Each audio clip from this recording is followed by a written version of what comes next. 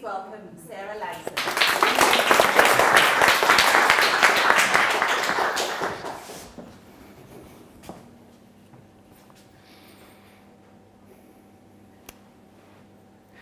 I was sat on the beach, sobbing.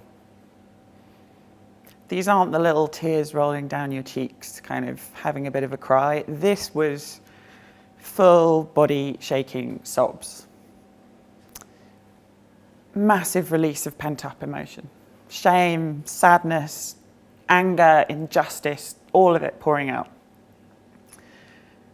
I was with my best friend. We'd been walking the cliffs at Land's End, beautiful place. And I'd been hearing all morning about how amazing her job was, how much she loved it, how great her new boyfriend was, how brilliant her life was. Now, how many of you, when someone asks you, how are you?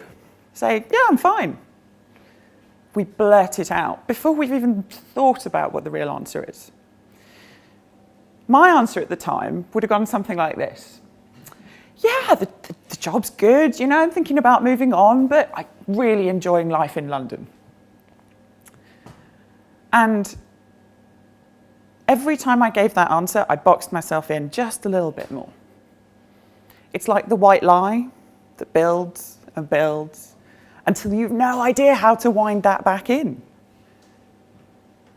And I just felt more and more lonely and more isolated.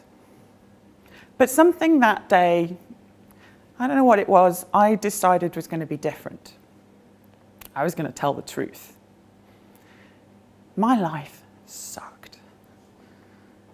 I hated my job. I would get to Sunday night dreading that I had to go back in on Monday morning. I'd been single for what felt like forever. The funny thing, the really hilarious thing was I actually had a boyfriend, like perfect cliche, like RAF pilot boyfriend at the time, and he was all wrong for me. I knew it, I just didn't want to be on my own. That contributed to that story. And I thought I was doing a brilliant job of convincing everybody. I love my life, I've got such a great flat, a huge salary.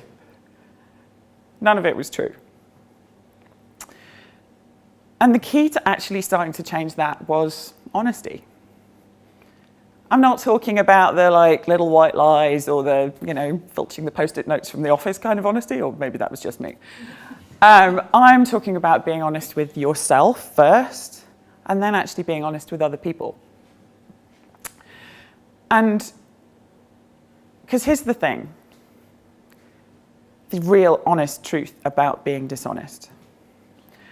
When we are dishonest, or let's be honest, when we outright lie, perform, pretend that our life's great, we make it completely impossible to get any support to change that.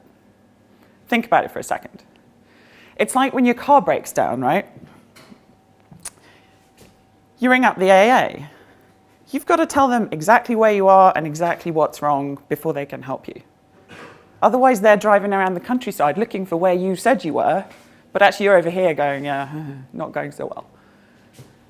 It's exactly the same for us in our lives. And it was that moment when I decided I needed to stop putting on a performance of having a great life and actually do the work to create one.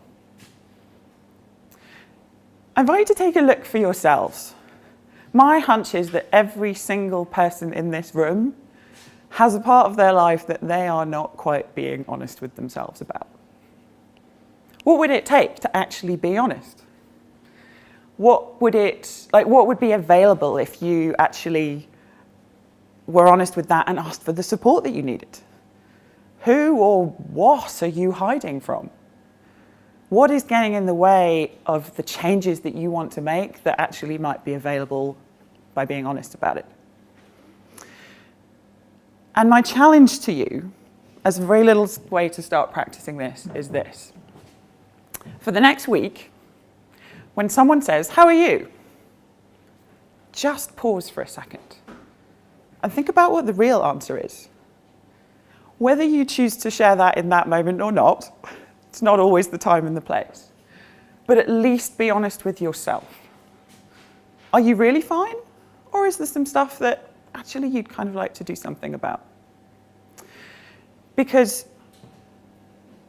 that's actually the thing. When I look back, the thing that changed that day is that I decided it was going to go different. It was going to be different in future. And telling the truth is both the simplest and at times the most challenging thing that we can do.